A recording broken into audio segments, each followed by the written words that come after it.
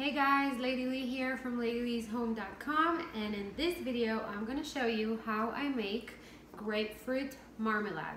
It's actually a recipe and a process that you can do with any kind of citrus, and you can even mix them all together.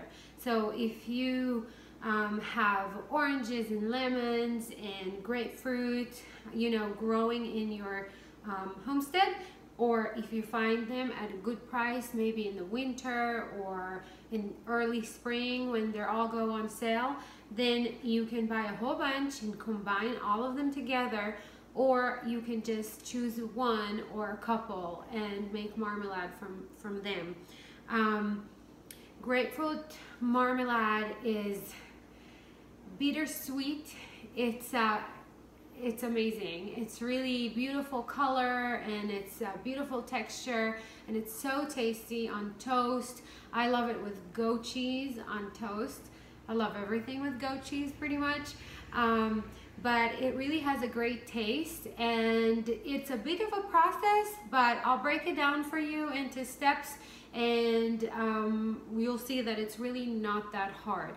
A lot of recipes that you find online tell you to put the fruit after you cook it in the refrigerator for overnight or a few hours. I kind of cut this step because I really want to, move on to the next thing. There is enough for me to do around here, so I don't do that. So this recipe might be a little bit different than what you will see in other places, but stick with me, and I'll show you the end result at the end. Please, before we start, subscribe, hit the little bell thingy so YouTube will notify you when I post new videos, and like, and leave me a comment if you do this in a different way, if you tried it and you liked it, if you tried it and you didn't like it, if you like grapefruit, if you don't like grapefruit. Please leave me a comment too, and let me know what you think, what's your thoughts, and how did you like it. Okay, so I am starting with 7 grapefruits, and this is probably going to be a larger batch. Not too large, but we'll see how much we'll end up with at the end. I will have the recipe and the process listed and broken down in the show notes, in the description of this video below, so you can read it too. But I will show you how to adjust this process and this recipe for whatever amount of fruit you have. It doesn't matter if you start with 2 grapefruits or if you go for 10 or I don't know, 15. I am also going to use 1 lemon. If you use more grapefruit, you might want to use another lemon, and if you use just 2 or 3 grapefruit, then you might want to use just half a lemon.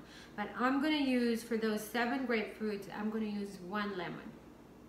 The first step that we're going to do, the first thing that we're going to do, is we are going to use a vegetable peeler to peel some of the rind. Okay, we want just this part, and we're gonna get rid of most of this white stuff because that's where the bitterness is coming from. So you don't have to be exact. We're not gonna use everything, but I'm just gonna peel as much as I can, kind of go through each one of them, and I'm gonna leave it right here on the cutting board, and I will use the knife to chop it and put it in a pot. Okay, we're going to cook this and soften it before we use it in the marmalade, so before we add it to the fruit. So just go ahead and use a peeler to peel some of this off, and then chop it.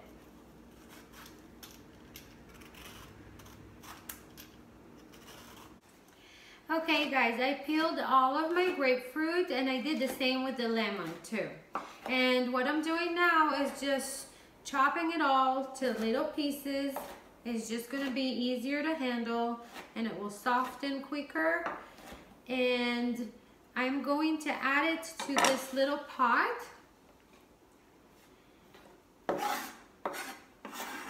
and cover it with water.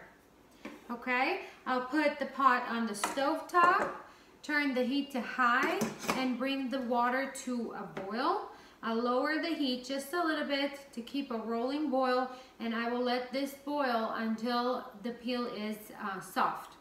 Then I'll take it off the heat, let it cool and rest for just a few minutes, and then I'll drain the water and just let the peel wait aside until I'm ready with my fruit. Okay, now while the rind is on the stove and cooking and boiling water, what we're going to do is we're going to take the pluck out of the grapefruit. And here's the top of the grapefruit, here's the bottom of the grapefruit. I am going to cut it just like that in half, okay?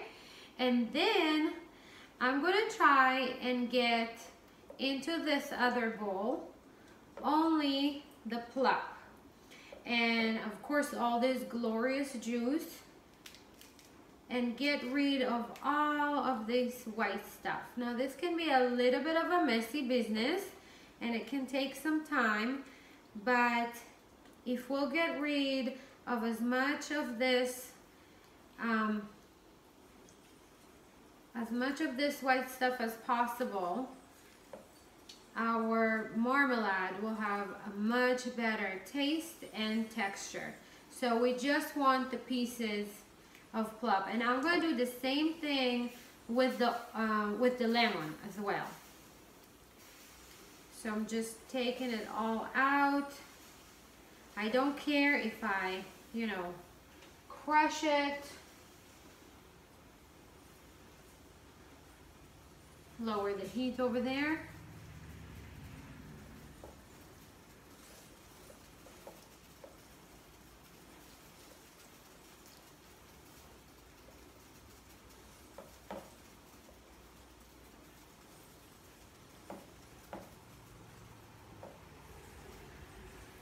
All right, all of this is gonna go to the goats. They're gonna be happy. And I'm just gonna go on to the next piece. And clean all of my grapefruit. By that time, the rind will probably be soft already, and I'll be ready to cook it all together into a delicious marmalade. So I'll do this and be back in a minute.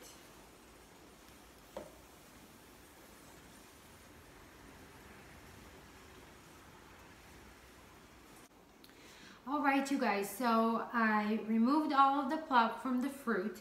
I put it in this bowl. The peel is soft, and I drained the water and I added it to this bowl, okay? This is the fruit, the juice, the pulp, the rind, everything is in this bowl right now.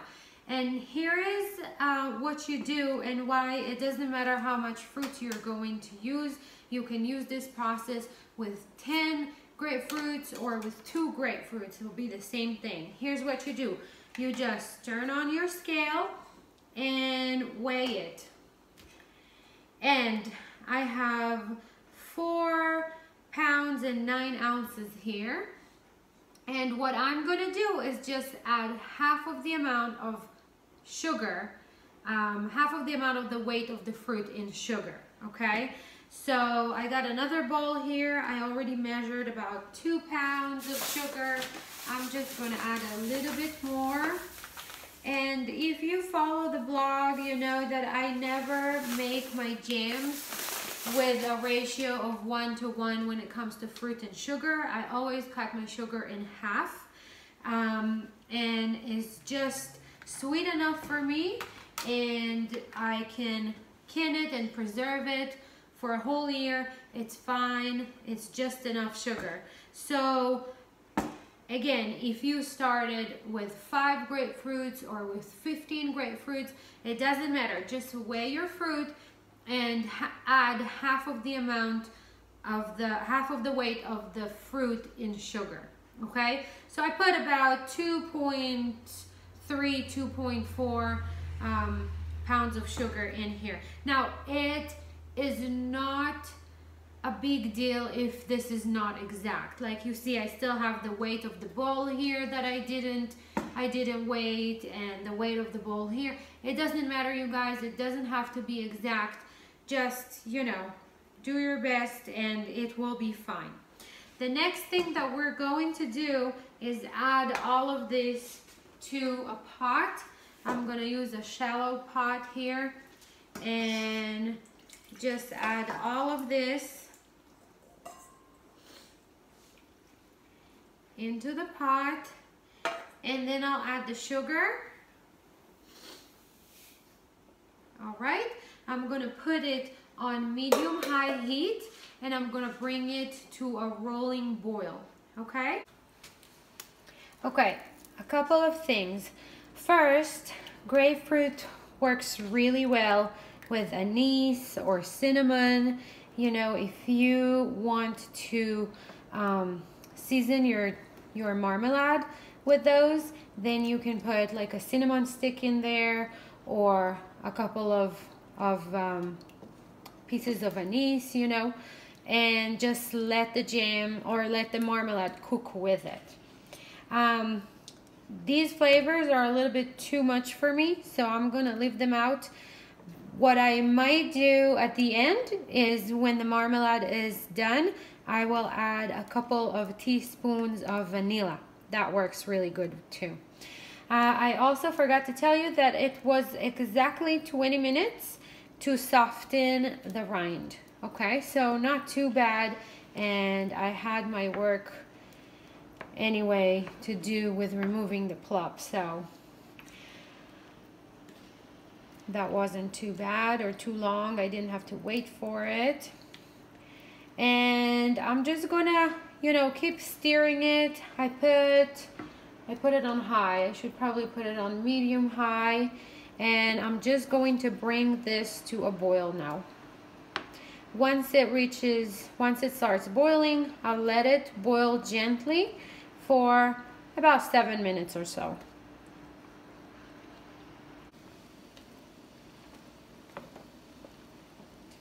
Okay, so the fruit and sugar mixture is now boiling, and I lowered the heat just a little bit above medium. I wanted to keep boiling, but not violently boil, just kind of gently boil, and I'll leave this for about 7 minutes to boil. Now, I'm not going to worry about the foam right now, because in a little bit we're going to use the immersion blender to kind of smooth this whole thing, and if we have any foam after we use the immersion blender, then we can fish it out.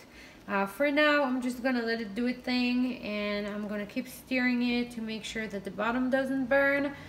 And after about 7 minutes, I'll lower the heat and keep cooking it on a lower heat.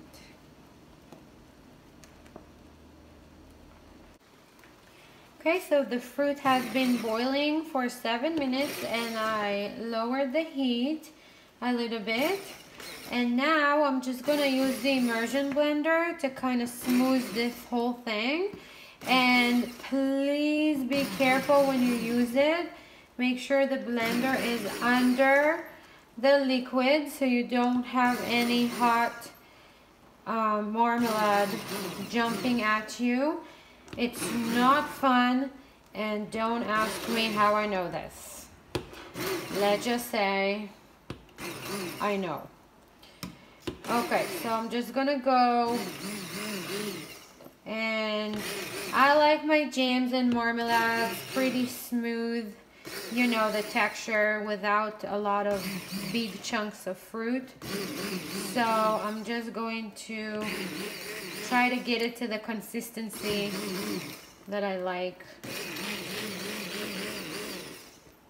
And again, just please go slow when you do this.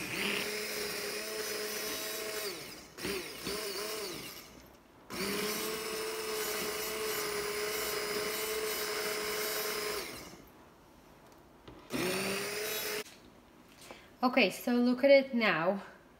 It is smooth and beautiful. I wish you could smell it. It smells so good in here. And you can see that it's still very runny. So we have some cooking to do here. I'm just a little bit lower than medium heat.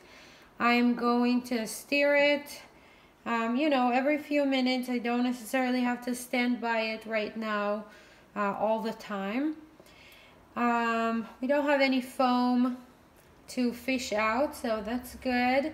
And now it's just really a matter of cooking and letting it kind of simmer down and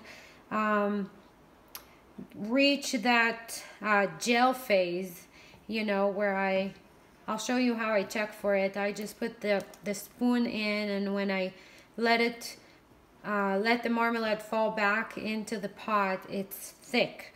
So it's going to take us a little bit of time to get there. Citrus fruit has a lot of natural pectin in it. We can't use store-bought pectin here anyways because we didn't have enough sugar. We cut the amount of sugar in half. So the store-bought stuff is not going to work, but we really don't need it either. If you you know, if you follow the blog and if you ever tried one of my jam recipes, I actually always add lemon juice and lemon seeds to my jams to thicken them, and that's because citrus has natural pectin in it. So all we have to do here is really just let it cook and, you know, and reach that gel phase. And I will put the timer on and we'll see how long it's gonna take. So it took about an hour and 15 minutes for me to get to this point where I think that this is thick enough. So here's how I check. It takes a little bit of experience to kind of learn how this stage looks like. But one way to check is I took a little bit of the marmalade in spoon before. I let it cool about, you know, 3-4 minutes on the counter. And what I can do now is just let the marmalade fall back into the pot, and I can see that it is thick enough. And you also need to take into consideration that when you make jams or when you make marmalades, they will keep on thickening as they cool. Okay, so this, I know that this is plenty good enough. It will thicken even a little bit more as it cools.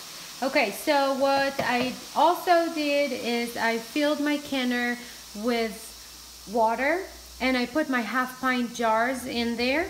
I made sure that the water covered the jars by at least 1 inch. And I'm bringing this to a boil. I will let it boil for 5 minutes to sanitize the jars. And I also put my bands and my lids in a small pot, and this was already boiling. So I let the water, covered them with water, and I let the water come to a boil. And I let it boil for 5 minutes to sanitize the rings and the lids. So they are ready for canning. The jam is ready for canning. I lowered the heat on both of them just to keep the water hot and the marmalade hot.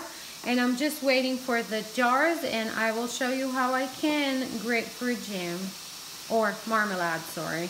It really is pretty much, except of the fact that I use the rind here, it's pretty much the same process that I do for jams. That's why I keep saying jam, but it really is marmalade because I also use the rind. But I followed the same process for pretty much all of my jams too. Okay, so right after I took the marmalade off of the heat, I added 2 teaspoons of vanilla extract. It smells amazing, you guys. And I'm pretty much ready to can this marmalade. So I'm just gonna grab one of my jars with the jar lifters. I'm putting the funnel on it, using a ladle to ladle it in, and I want to leave about 1/4 to 1/2. I usually tend to go more towards the 1/2 inch of headspace. Okay, so we don't want too much marmalade in there. That's good. All right, now I'm using my bubble remover to kind of go around and remove any bubbles if there are any.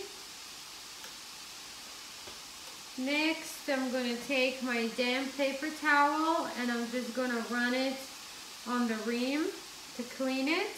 And then I'll grab my lid lifters, and I brought the whole pot of rings and lids right there. I'm grabbing a lid, centering it, grabbing a ring, and closing the jar finger tight, okay? Not too tight. I'm going to take the jar, put it back in the canner, just on the rack, and it will wait here until I'm done filling the rest of the jars. And this is just how we're going to go until all of the jars are full. And then I'm going to lower the rack with the filled jars into the hot water. I will cover the canner and bring the water back to a boil. And I'm going to process the marmalade for 10 minutes in the boiling water. Once the 10 minutes are up, I'm going to turn the heat off, take the lid, uncover the canner, take the lid off the pot, and leave the jars in there for about 5 minutes. Okay, we want gradual change of temperature, not too fast. So after about 5 minutes, I'm going to use my jar lifters to take the jars out of the canner and set them on the counter to cool, and that's usually when you hear that wonderful pop sound when the jars seal.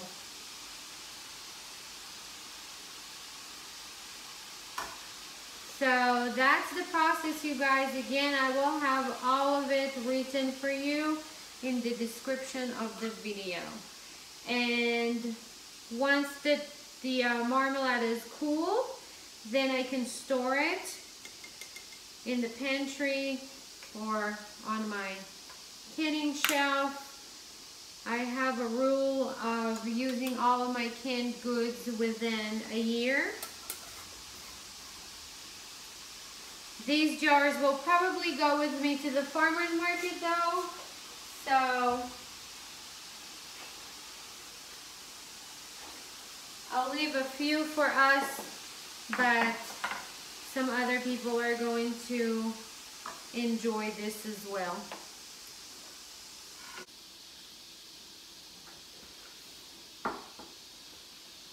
I'm removing the jars because they're done processing. And I got about 6 half pints.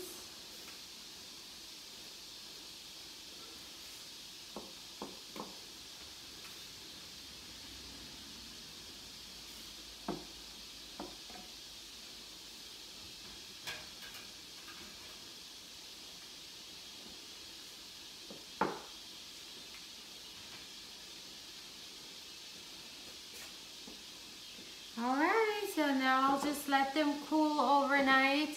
You guys, look at this. This is like the perfect consistency. It will thicken a little bit more. Did you hear that?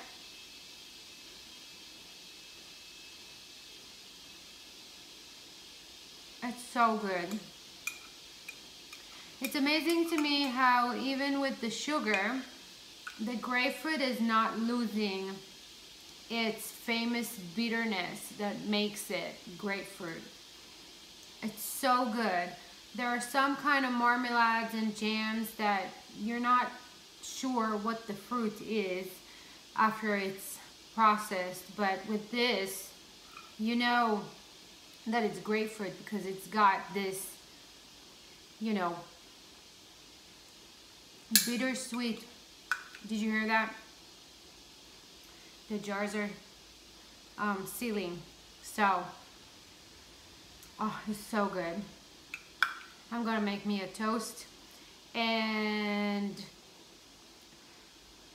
that's it pretty much. You know, I'm gonna let them rest overnight and seal, and then if you store them on a shelf or in the pantry, then remove the bends before you put them on the shelf, because when the bends is not there, then there's not going to be any rust created there, and also it's easier to kind of monitor and see what's going on inside of the jar. So always store your canned good without the bend, and you can reuse the bend when canning other things. So in the morning, I'll just wipe the jars and put them on the shelf, and they should be good for, you know, a year or even more. But again, I try to use all of my canned good within a year. That's it, you guys. I hope that you will give this this marmalade a try. It is amazing, and it's a really great gift too, you know, for the holidays. You can add some cinnamon or some kind of like holiday spice to it. It really works well, and it's so tasty. It's just so tasty. So I hope you learned something new, and leave me a comment again. Let me know if you tried it, if you like it, if you're doing it a different way, and please subscribe and like, and I will see you again in the next video. Bye.